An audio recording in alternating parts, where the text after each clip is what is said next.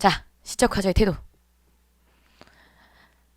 보시면은 자, 긍정적 태도. 앞으로 일이 잘 될 거야.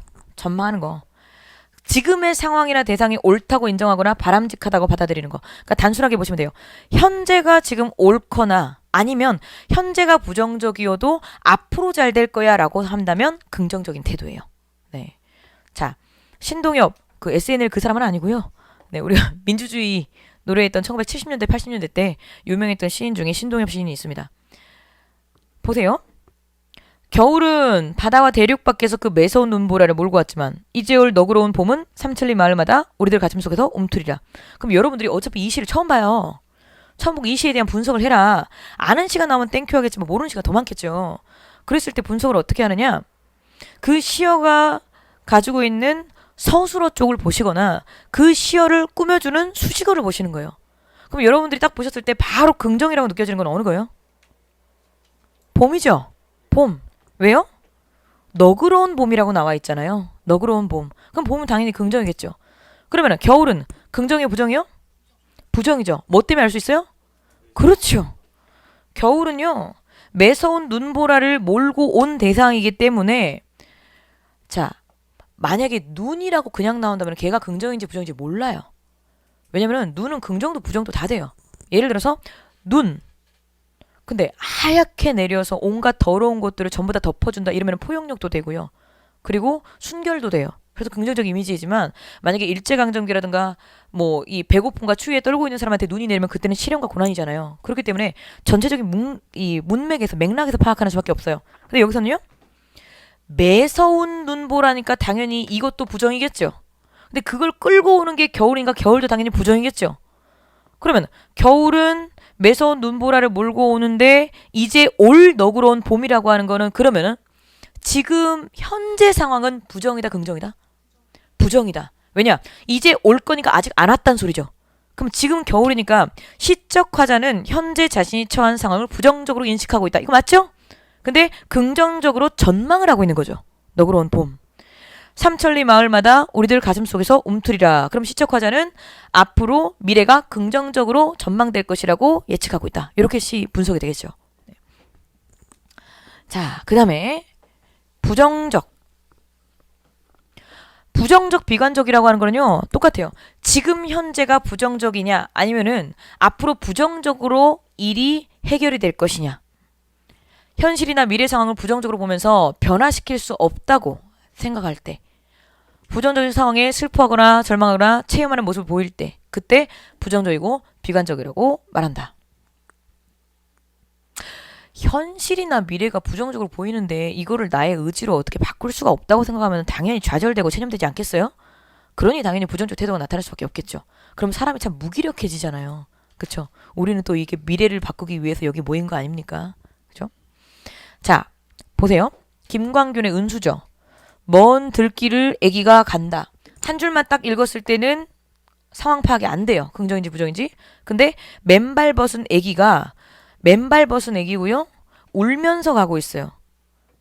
그리고 그 애기를 불러도 대답이 없고요. 그림자마저 아른거린다. 그럼 그림자마저 아른거린다라고 하는 거는 아이가 있었다면 이 옆에 그림자가 있었을 텐데 그림자까지 아른아른거릴 정도로 안 보인다라고 하는 건 아이가 이미 멀리 떠나가고 없다라는 거죠.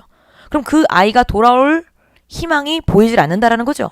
그렇기 때문에 앞으로도 이 아이를 볼 수 없을 것이기 때문에 부정적이고 비관적으로 본다라는 거예요. 근데 김광균의 은수저잖아요. 여러분들이 생각을 해봤을 때 아이가 어떻게 된 걸까요? 맞아요. 죽은 거예요. 죽은 거예요. 의외로 단순하게 생각을 해보면요. 긍정적인 상황을 다루고 있는 시가 많을까요? 부정적인 상황을 다루고 있는 시가 많을까요?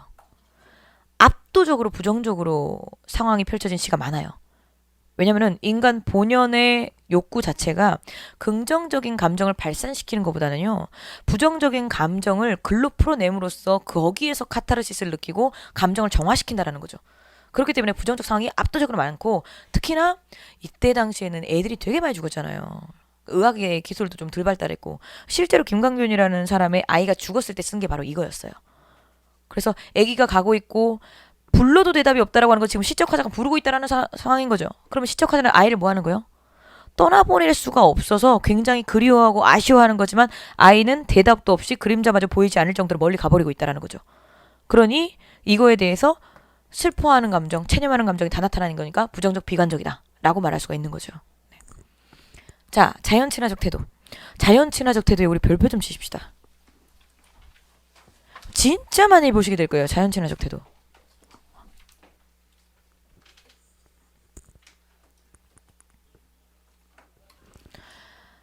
자연 친화적 태도는요, 자연과 하나가 되어서 그것에 의지하거나 그것과 완전히 하나가 되거나 아니면은 어우러지는 모습을 보인다.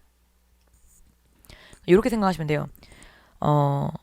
나는 지금 속세라서 이 삶이 별로 만족스럽지가 않은데 난 저기 자연 가서 살고 싶어. 그럼 이것도 자연 친화예요. 근데 내가 이미 자연 속에 들어와서 와, 나 이 삶이 너무 좋아. 이것도 자연 친화예요. 그러니까 그걸 잘 분석해 내시는 게 되게 중요해요. 현재 속세에 있으면서 자연을 지향하는 것도 자연 친화, 자연 속에 머물고 있으면서 그 자연에 대해서 만족감을 느끼는 것도 자연 친화. 자, 자연 속의 삶에 대한 지향이나 만족감. 제가 지금 한 말이 이거죠? 자연 속의 삶에 대한 지향이라고 하는 거는 그럼 시적 화자가 어디 있다는 거예요? 속세에 있었다는 거예요. 속세에 있기 때문에 자연 속의 삶에 대해서 원하는 거죠. 그리고 자연 속의 삶에 대한 만족감은 그럼 뭐겠어요? 자연에서 살고 있는 거겠죠. 그쵸? 자, 요 시는요. 정말 농담이 아니라 모든 직렬에 기출해서 대여섯 번 이상 나온 작품이에요. 그리고 소방시험에서도 충분히 나올 수 있는 작품이고요. 작품 한번 보십시다. 이 작품까지만 하고 쉬는 시간 잠깐 드릴게요. 10년을 경영하여 초려 3간을 지어내니 보통 이 시 해석하실 때요. 이런 걸 이제 우리가 시조라고 하잖아요. 초장, 중장, 종장 세 줄로 이루어진 시조라고 하는데 시조를 처음에는 초반에는 보통 지배계층들이 썼어요. 그러니까 쉽게 말해서 양반이 썼어요. 근데 양반임에도 불구하고 쌀밥에 고깃국 먹지 않고 보리밥 풋나무를 먹거나 양반인데 기와집 짓고 살지 않고 이 초가집 짓고 살거나 하면은 오, 가난함 속에서도 이렇게 행복하게 살 수 있는데 라는 걸 드러내는 안빈낙도예요. 이번에 사자성어 시험이 안빈낙도가 나왔었죠. 근데 보세요. 초장, 중장, 종장으로 이루어진 시조고 송순이에요. 선생님 이거 양반인지 어떻게 알아요? 이게 평민계층으로 가면은요. 이 시가 후 길어져요. 사설시조의 형태로 중장, 종장이 엄청 길어져요. 근데 이렇게 짧게 딱 3장을 지키고 있다라고 하는 거는 양반시였다는 소리고요. 양반인데 10년을 열심히 살아서 기껏해야 초려 3간, 초가집 3칸짜리 지었대요. 그러면 양반임에도 불구하고 나는 이렇게 가난하게 사는 게 참 좋은데 안빈낙도가 여기서 드러난다는 거예요. 네. 그래서 제가 늘 하는 이야기가 분명히 작자계층이 양반 같은데 그 서민 코스프레 하고 있을 때 이 보리밥 풋나물 먹는데 나는 만족스럽다. 초가집 짓고 사는데 만족스럽다. 혹은 박주산채 뭐 쓰디 쓴 이런 독한 술에 대충 산나물만 있으면 술 안주 하면 되지. 이런 거 나오면 전부 다 안빈낙도로 잡으시면 돼요. 안빈낙도. 자, 10년을 경험해서요. 초가집. 정말 그림 단순하지 않습니까? 기와집이면 아시죠? 기와집. 초가집. 그리고 늘 딱 요만큼 그렸을 때 제가 그 얘기를 하죠. 기영이 할아버지 아니라고. 아시죠? 깜짝 고무신. 그죠? 깜짝 고무신에 웃으시는 거 보니까 세대가 다 우리 다 이렇게 어린 사람은 없는 거예요 지금. 3칸짜리 지어냈어요. 근데 이 3칸에 내가 살아요. 달한테도 한 칸 줬어요. 청풍한테도 한 칸 줬어요. 그러면 여기서부터 벌써 자연과 내가 방을 나눠 쓰는 사이처럼 어우러지고 있는 거잖아요. 자, 그때 꼭 또 기억을 해둬야 되는 게 자연과 내가 하나가 되어서 어우러진다? 그러면은 물화일체. 물화일체. 요 용어도 참 많이 보시게 될 겁니다. 물화일체. 그리고 같은 말로요. 물심일여. 물화일체, 물심일여. 여기서 물은요. 내 자신을 둘러싼 주변 외물을 말해요. 근데 이 사람은 지금 이미 자연 속에 들어가서 살고 있잖아요. 그럼 내 주변을 둘러싼 게 자연이겠죠. 나 아짜요. 그러면은 자연과 내가 하나가 된다. 그래서 물화일체예요. 그리고 또 물심이려는 자연, 외물, 자연과 나의 마음이 일여, 하나와 같다. 해서 물화일체, 물심이려. 근데 요것들을 그럼 다른 시에서는 어떻게 잡아냅니까? 만약에 작품 속에서 자연물을 내 벗삼고 있다. 예를 들어서 백구야 날지 마라. 네 벗인 줄 어찌하니? 네 벗인 줄 어떻게 알고 가버리냐? 라는 식으로 자연물을 내 친구 삼고 있다. 그럼 전부 다 물할채 물시밀효예요. 네, 요 용어는 아마 굉장히 많이 보시게 될 거예요. 자연과 내가 하나가 되어서 어우러진다. 물할채 물시밀효. 그럼 방 이렇게 다 하나씩 나눴었어요? 강사는 드릴 데 없으니 생각해보니까 방이 세 칸이요. 강가사는 방 줄 데가 없잖아요. 드릴 데가 없어서요. 둘러둔대요. 근데 우리가 보통 뒤에다 둘러두는 거는 병풍을 떠올릴 수가 있죠. 그럼 여기서는 강사는 병풍에 빗댔다. 병풍에 빗댔다. 라고 보는 거고, 그러면은 방이 없으니까 이제 뒤에다가 이렇게 둘러댄다는 거예요. 여기 이렇게 강도 흐를 거고요. 자, 드릴 데 없으니 둘러두고 보리라. 그럼 이 사람은 달과 바람과 어우러지면서 살면서 강산을 이렇게 함께 삶의 공간에서 어우러지게 살고 있네요. 그럼 여기서 이제 시상전개를 잘 보세요.